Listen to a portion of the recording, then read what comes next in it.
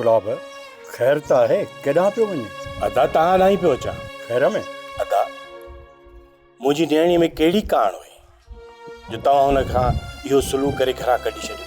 गुलाब किरन पाण घर छॾे वई आहे, असां त हुनखे घरां कोन कढियो आहे। अदा भाॼाई कलसूम जे ताननि किरन खे घर छॾण ते मजबूर कयो, पर तो बि त मुंहिंजी नियाणी जी पोइवारी कान कई।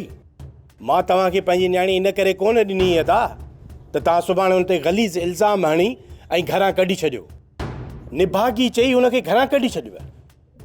अदा जेकॾहिं किरन तव्हां ते एतिरो बार हुई त घटि में घटि तव्हां मूंखे ॿुधायो आहे, मां ई ईअं पंहिंजी नियाणी खे पंहिंजे घर वठी वञा त माण्हू त न खिलनि हा।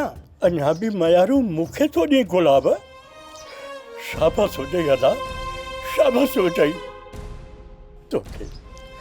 तोखे पंहिंजी धीउ जी ॻाल्हियूं सभु सचियूं थियूं लॻनि ऐं मां अखीदारीअ सां वॾो भाउ तोखे कूड़ो थो लॻा। मुंहिंजी नियाणीअ खे मुड़ुस जी इज़त पूरी करणु कोन ॾिनव, अञा मूंखे ॾुख न थिए? अदा अहिड़ो सुलूक त धारियुनि सां बि कोन कबो आहे। इहे घटि में घटि मुंहिंजी नियाणी तुंहिंजी भाइटी त हुई। सच चयो था न, मुफ़्त में मिलियल शइ जो क़दुरु कोन थींदो आहे। ॾोकड़ भरी आहे न त वॾो क़दुरु हुजे हा तोखे। यार मूं त सम्झो हुयो त तूं मुंहिंजे ज़ख्मनि ते मरहम लॻंदे, पर तूं त इमरान खे मौत, कलसूम खे वॾो सदमो ॾिनो आहे। किरन को घर छॾे वई आहे, उन ते तोखे ख़बर थी लॻे। जेका मां तो ॻाल्हि कयां,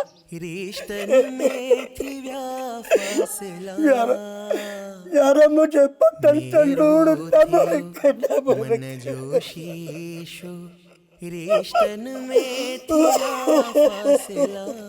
थोरो कोन चयो अथई अदा, घणो कुझु चयो अथई।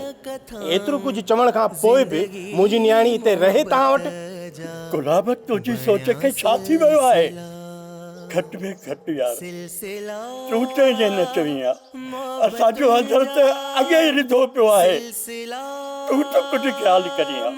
मूं त चङाई करे पंहिंजी नियाणी जो तव्हांखे संग ॾिनो, पर तो ऐं भाॼाई मुंहिंजी नियाणी सां इहो सुलूक करे घर मां ईअं कढी छॾियो। वाह अदा वाह।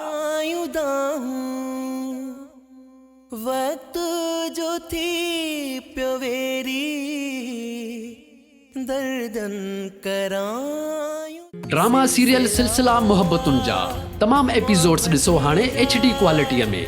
विज़िट करियो असांजो YouTube channel Sindh TV HD drama.